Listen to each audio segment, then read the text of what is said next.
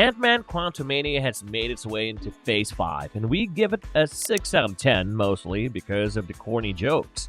Just kidding. Quantumania was supposed to be the most ambitious Ant-Man movie yet, and let's just say the movie didn't really live up to that standard. And in this video, we're going to tell you why.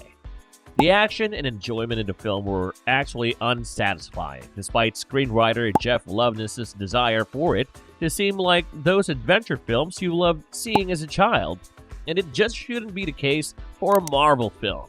However, we must admit that Ant-Man manages to retain its identity as an action film while also qualifying as a feel-good movie to watch, thanks to Paul Rudd, who plays Scott Lang, aka Ant-Man, and his everlasting dad joke humor personality.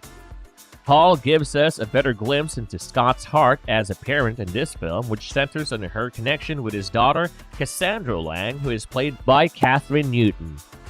Now, before the film, Kathryn wasn't the actress who played Cassie. The last time we saw a mature Cassie was in Avengers Endgame, where she was portrayed by Emma Fuhrmann. Cassie's character would be crucial to Quantumania and perhaps other films on the road, so it seems the studio wanted a more experienced actress to play her. Because Cassie in the movie was so stubborn, it was intended for her to make a lot of mistakes, and Kathryn did a great job in the role. This trait of hers reveals more about how she would develop as a hero, and Kathryn does seem appropriate for a future Ant-Man superhero. Kang the Conqueror is now officially introduced by Marvel as the next bad guy the heroes must be on the lookout for in Quantumania.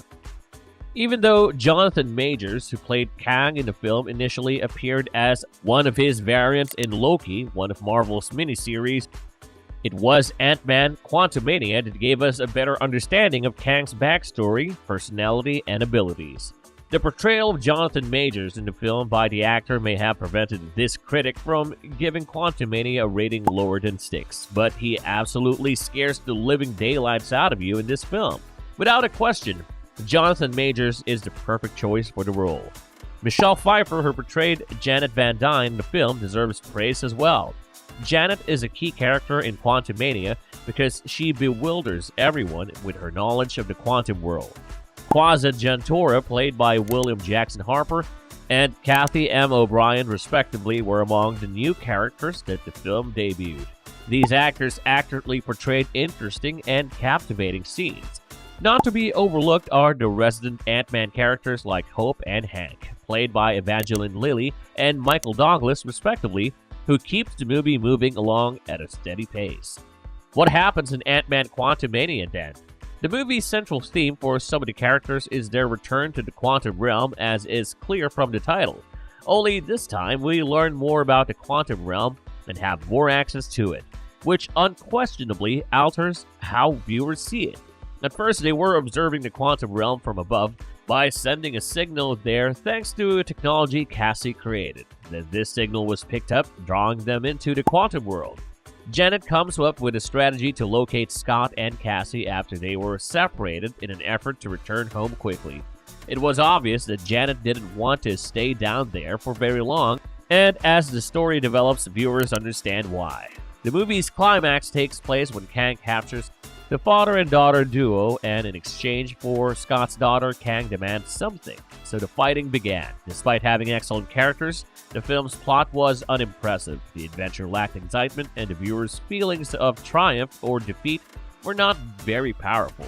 Even though we're talking about Marvel and neither a win nor a loss is ever truly certain, this Ant-Man movie in particular wasn't just pretty incredible. But the way the film emphasized their father-daughter relationship was quite endearing. We get to see more of Scott as a father and how devoted he is to his kid. Meanwhile, the movie does leave Kang with a very exciting future ahead and makes you curious about how and when you'll see him again. But Kang shouldn't be the main emphasis of this film, right? Or is he? On the other hand, it also left behind intriguing end credit scenes that definitely hype up the upcoming Marvel films, especially the ones that have ties to the multiverse. Are you convinced that the newest Ant-Man movie did let Marvel fans down? Let us know what you think in the comments section below. The father-daughter bond between Scott and Cassie was a major theme in the film, and was already said, and Paul Rudd did a fantastic job of capturing Scott's unwavering love for Cassie. There wasn't a scene in the movie that will have you in tears, but Cassie had made a terrible mistake, and Scott had been nothing but a loving father to her the entire time. Does that not make you feel something? Given his crucial role in defeating Thanos in the Endgame, we've only gotten to see Scott as an Avenger for quite a long time, but Quantumania shows us more of Scott as a father and who can play the funny superhero dad better than Paul Rudd. No matter what corny jokes are thrown into Paul's script, he will always do a good job at being funny. As a Marvel superhero, Cassie, on the other hand, appears to have a lot of potential. She did an excellent job of portraying Cassie as a woman of goodwill in her performance, but Jonathan Majors is just on a whole different level. After the film's release, it received a lot of negative reviews, but none of them mentioned Jonathan's portrayal of Kang.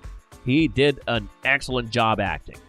He wasn't clothed in a frightening manner, but his performance accurately captured the villain's cold heart and lack of remorse for his evil deeds, doing Kang the Conqueror's character justice.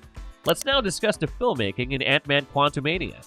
This is just another demonstration of Marvel's spectacular and imaginative CGI powers, with the Quantum Realm serving as its primary location. Although some reviewers claim that Quantumania appeared to be inspired by Thor Ragnarok, the movie really has its own distinctive components and colors that contributed to the ambience. The Quantum Realm was successfully portrayed in the film as something that would have been beyond the wonders of the worlds that those outside the Quantum Realm know, since it exists in a universe outside of space and time. It included bizarre creatures, fantastical settings, and a wide variety of distinctive ambiences, all expertly created using CGI. The fact that this is situated in the Quantum Realm does serve as a sort of flashback to the Avengers Endgame, but Quantumania was successful in presenting the Quantum Realm in a new way and giving it more distinct qualities. So, what are your thoughts so far? If you've watched the movie, do you agree with this video? Tell us about it in the comment section below. Watch more videos like this when you subscribe to our channel. Hit that notification bell so we can let you know when we've uploaded the next video. Nonetheless, this film is still essential to see due to Jonathan Majors' portrayal of Kang. Also, you wouldn't want to miss the opportunity to run across some old friends. The Quantum Realm and Kang kept the film fascinating despite a number of underwhelming elements, therefore a grade of 6 is quite suitable for this film.